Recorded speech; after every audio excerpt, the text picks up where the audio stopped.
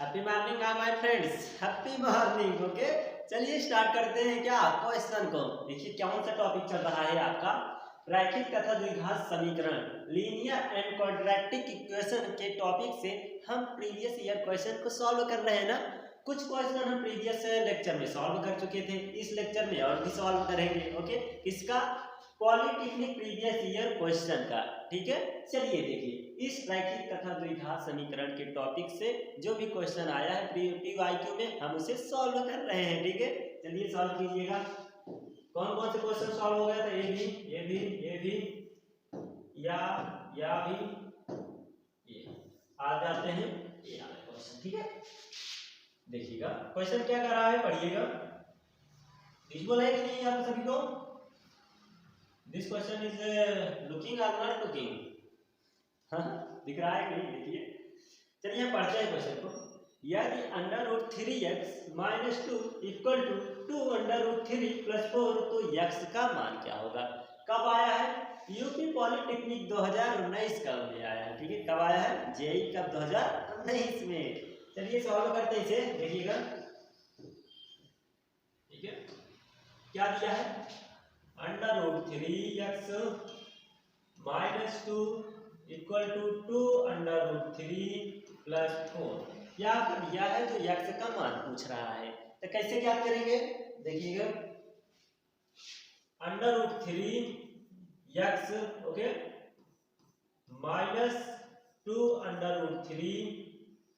ठीक है, या इसे रहने देते हैं। ठीक है, चलिए कर देते हैं। इसके बाद -2 - 4 = 0। इस वाली संख्या को हम पूरे इस तरफ लेता है, यहाँ प्लस था तो माइनस, ये भी प्लस है तो माइनस हो गया। ठीक, इसमें कॉमन देखिए क्या दिख रहा है? √3 कॉमन दिख रहा है। ठीक है, तो क्या बचेगा? x - 2 बचेगा। ये कितना हो गया? -6 = 0। तो √3x - 2 इक्वल टू कितना? 6। इधर माइनस तो उधर गया, प्लस हो गया। तो इधर देखिए गुणा में उधर जाएगा तो भाग हो जाएगा ना। तो क्या करेंगे? x - 2 = 6/√3। ठीक, अब क्या लिख सकते हैं? x - 2 और 6 को क्या लिख सकते हैं? 3 × 2 लिख सकते हैं ना, या इसे ऐसे लिख सकते हैं। चलिए लिख दीजिए √3। तो x - 2 इक्वल टू 3 को क्या लिख सकते हैं? √3 गुणते √3 गुणते 2 बटे √3। क्यों? ये 3 है, इसे डबल बार लिख दिए √3 √3। ठीक, तो गुणा करेंगे 3 आ जाएगा। ये √3 से √3 कट गया, तो x - 2 इक्वल टू क्या बचा? 2√3। ठीक है, तो x इक्वल टू 2√3 + 2। ये माइनस था, उधर गया, प्लस हो गया। ओके, चलिए x इक्वल टू, अब 2 इसमें कॉमन ले लीजिए, क्या बचेगा? √3 + 1। कौन सा ऑप्शन मिल रहा है? बस कराइएगा। 2√3 + 1 मतलब option B. Okay, 2 1 + √3, option B is the correct. Okay, समझ में आया? सिंपल क्वेश्चन था। देखिए पॉलिटिक में यह जरूरी नहीं कि आपको हार्ड ही देगा, नॉर्मल क्वेश्चन भी देंगे। ठीक है, पूरे क्वेश्चन को आप सॉल्व कीजिएगा। तो चलिए नेक्स्ट क्वेश्चन आते हैं। ये देखिए आपका क्वेश्चन आ गया है, बहुत सिंपल है, बहुत सिंपल। यदि आप रूल जानते हैं तो यह बहुत सिंपल है। ठीक है, देखिए क्या कर रहा है? √में 72 माइनस √में 72 माइनस √में 72 डॉट डॉट डॉट इंफिनिटी तक, तो इसका मान होगा। यदि इस मॉडल की सवाल रहे, ध्यान दीजिएगा, चाहे माइनस रहे या प्लस रहे, हम क्या रूल लगाते हैं? किसी के बराबर हम मान लेते हैं। मानते हैं क्या? यम बराबर है। क्या? यम बराबर √72 minus √72 minus √72 dot dot dot infinity तक है। सॉरी, चलिए यह इतना है। तो देखिएगा यम बराबर, जो यम बराबर मानते हैं इसी बराबर भी मानते हैं। कैसे? पहला अंक छोड़कर जो भी संख्या रहे उसके बराबर मान लीजिए। क्या मानेंगे? जो पहले माने थे। यहाँ यह माने, यहाँ भी क्या मान लेंगे? माइनस है तो माइनस, प्लस है तो माइनस। बस हो गया सिंपल। अब दोनों तरफ क्या कर देंगे? वर्ग कर देंगे, वर्ग कर दीजिए। ठीक है, बोथ साइड स्क्वायरिंग। ठीक चलिए राइटिंग करना चाहिएगा, ठीक है। ये क्या वर्क करेंगे तो यम स्क्वायर हो जाएगा इक्वल टू, अब देखिए अंडर रूट का यदि वर्ग करते हैं तो अंडर रूट आपका हट जाता है, रिमूव हो जाता है ना। हाँ तो आपको क्या बचेगा 72 माइनस यम, इधर लेकर आइए m square plus m minus 72 equal to, यह आ गया समीकरण बन गया। अब इसे हल कर लीजिए। हल कैसे करेंगे, यम स्क्वायर प्लस 1 72 72 घटाने पर 1 आए और गुणा करने पर 72, 8 9 72 8 9 9 72, ठीक है 9 में से हट गए 1, तो क्या लिखेंगे 9m minus 8m minus 72 equal to 0।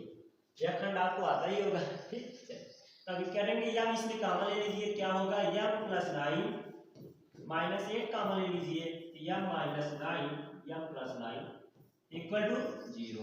Okay तो आपका खंड क्या बना यम माइनस 8 एक कोठा में यम प्लस 9 एक कोष्ठक में इक्वल टू 0, इतना आ गया। अब क्या करेंगे तो m minus 8 equal to 0, m बराबर 8 आ गया। ओके अब इसमें क्या करेंगे m plus 9 equal to 0, m equal to minus 9।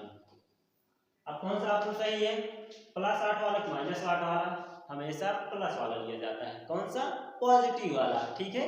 तो पॉजिटिव क्या है यम बराबर 8, तो option B is the correct. Okay कोई भी क्वेश्चन दिया रहे अंडर रूट में है तो किसी के बराबर मान लीजिए, मानने के बाद संख्या लिखिए, उसके बाद क्या करेंगे जो पहली संख्या छोड़कर जो भी जितनी संख्या रहे उसके बराबर मान लीजिए, क्या मानेंगे जो पहले माने थे। ओके तो वर्ग करेंगे, आप हल करेंगे तो आ जाएगा। ओके चलिए नेक्स्ट क्वेश्चन चलते हैं। 2018 में आया था ये कब आया है, दिखाई दे रहा है सभी को प्रसाद। चलिए यदि समीकरण x square minus 19x plus 10 equal to 0 के दो मूल तब है इन दोनों मूलों का योगफल होगा, दोनों मूलों का योगफल होगा, ये दो मूल तब है दोनों मूलों का योगफल होगा। मूल निकाल लीजिए, उसके बाद योगफल पूछ रहा है, दोनों का योगफल करेंगे ज्ञात कर लेंगे, ठीक है ज्ञात कर लीजिए। मूलों का योगफल सीधा क्या होता है, इसके मूल क्या है मानते हैं, माना मूल अल्फा व बीटा है, तो मूलों का योगफल होता है अल्फा प्लस बीटा बराबर माइनस बी अपान ए, मतलब माइनस यक्स का गुणांक बटे यक्स स्क्वायर का गुणांक होता है, ठीक है। तो रख देते हैं अल्फा प्लस बीटा बराबर क्या दिया समीकरण, यही देखिए x square minus 19x plus 10 equal to 0। A का मान कितना है यहाँ 1, ओके बी का मान कितना है यहाँ माइनस 19, सी का मान कितना है 10, यहाँ हमें रख दीजिए बी और एक मान ही पूछ रहा है तो यही रख देंगे। तो alpha plus beta equal to minus b upon ए, तो alpha plus beta equal to minus b का मान कितना है माइनस 19, ओके ए का मान कितना है 1, तो alpha plus beta equal to minus minus plus मतलब 19, ओके अल्फा प्लस बीटा का मान कितना आ गया 19। एकदम सिंपल क्वेश्चन, एकदम सिंपल, वेरी सिंपल क्वेश्चन, ठीक है। कब आया था, यूपी पॉलिटेक्निक 2017 में आया था, ठीक है। चलिए नेक्स्ट क्वेश्चन चलते हैं।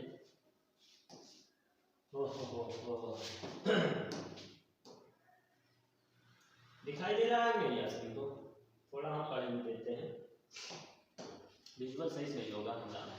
X square minus 18x plus 9 equal to 0 के मूलों का गुणोत्तर माध्य है, ठीक। अब गुणोत्तर माध्य क्या होगा, ठीक है देखिएगा क्या लिखा है x square minus 18x plus 9 equal to 0, गुणोत्तर माध्य पूछ रहा है, ठीक क्या है, गुणोत्तर मान।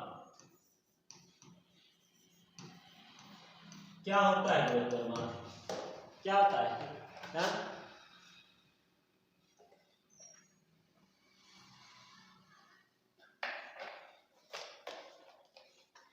आप सब सवाल लगाते टाइम ना एक क्वेश्चन लगाइए, करिए 2 या 3, तुरंत एक घूंट पानी मार लीजिएगा, ठीक है, आपका माइंड फ्रेश हो जाएगा, ठीक है। गुणोत्तर माध्य होता है मूलों का गुणनफल का अंडर रूट। क्या होता है, अल्फा इंटू बीटा, ठीक, यही होता है। तो पहले हम अल्फा इंटू बीटा निकाल लेते हैं, ठीक है। अल्फा इंटू बीटा मूलों का गुणनफल क्या होता है, अल्फा इंटू बीटा बराबर सी अपान ए होता है ना। तो अल्फा इंटू बीटा बराबर सी अपान ए, तो alpha into beta equal to C का मान कितना है 9, ए का मान कितना है 1, सिंपल। तो अल्फा इंटू बीटा बराबर क्या आ गया 9। अब गुणोत्तर माध्य क्या होता है,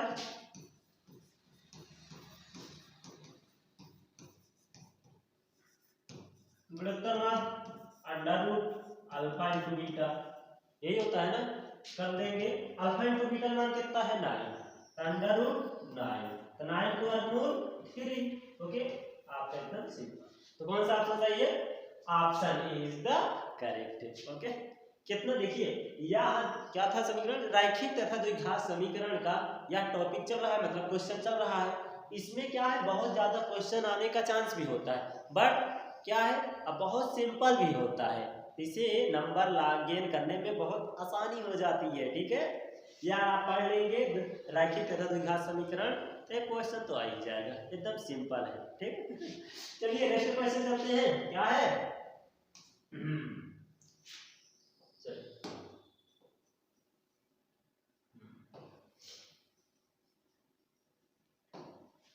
निम्नलिखित समीकरणिकाओं में से किसके अनंत हल है। अनंत हल कब होता है, देखिएगा अनंत हल कब होता है, जब a1 upon a2 equal to b1 upon b2 c1 upon c2, या दो संख्या बराबर हो व दूसरी संख्या बराबर ना हो, समांतर माध्य के लिए ही होता है अनंत हल, okay.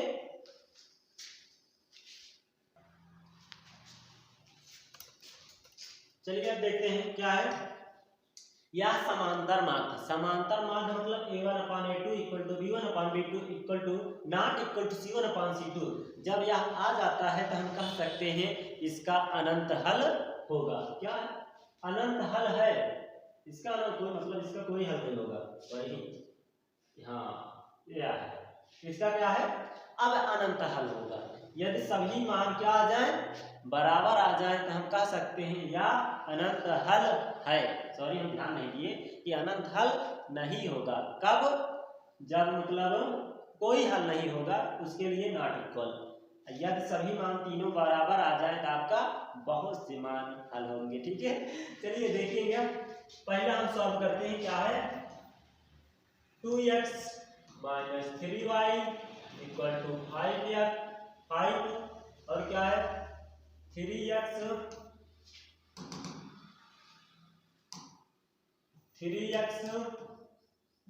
Minus 4.5y equal to 7.5, ठीक।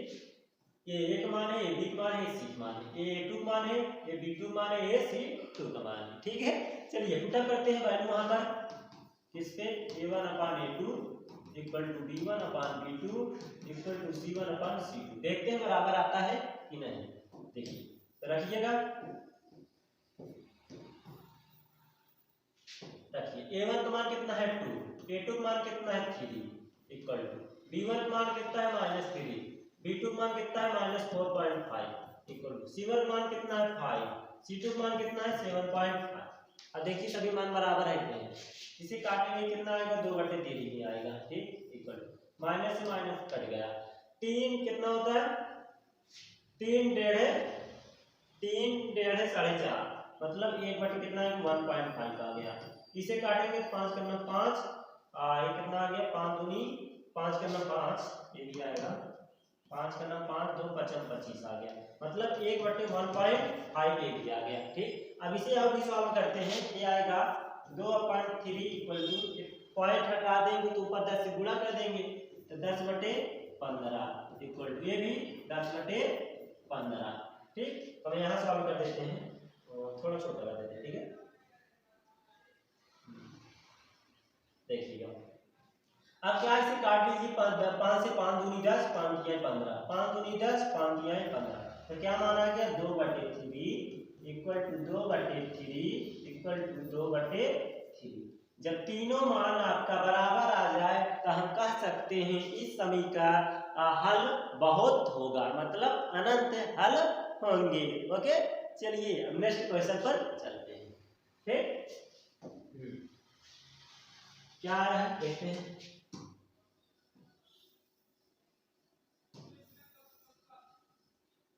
दिखाई दे रहा है सभी को?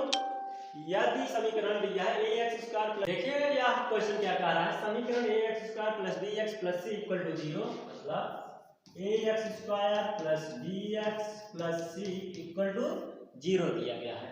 जहां a और b और c, a b c belong करते हैं आरा मतलब रियल नंबर से, a b c बिलोंग करते हैं एक रियल नंबर से, और क्या दिया है a not equal to 0, a का मान 0 नहीं होना चाहिए, इसके मूल परिमाण में बराबर तथा चिन्ह में विपरीत होंगे। यदि कब होंगे देखिएगा, इसमें क्या दिया है ax² + bx + c, यदि a not equal to 0, a का मान 0 मत रखिए, और फिर क्या कर रहा है परिणाम बराबर और चिन्ह में विपरीत हो, कब होंगे जब b इक्वल टू 0 रख देंगे, यहाँ b इक्वल टू 0 रख देंगे, तभी क्या होगा परिणाम में बराबर और विपरीत चिन्ह होंगे।